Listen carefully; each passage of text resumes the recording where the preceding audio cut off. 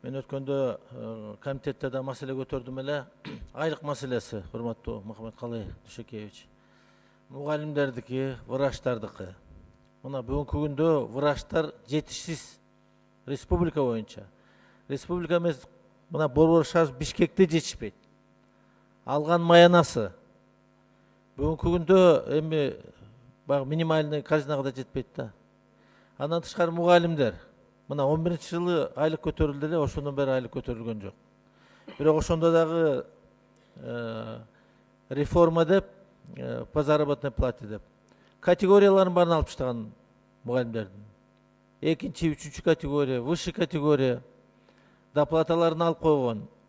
Сааттарын баары тең кыскарткан.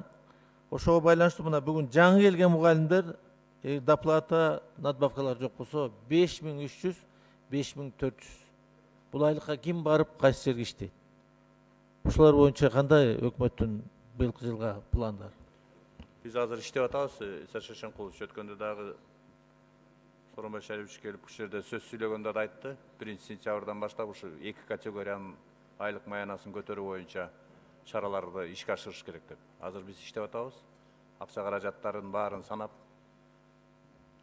канчага чейин көтөрөбүз, максималдуу түрдө мен ойлойм көтөрүп чыгышыбыз керек деп атабыз.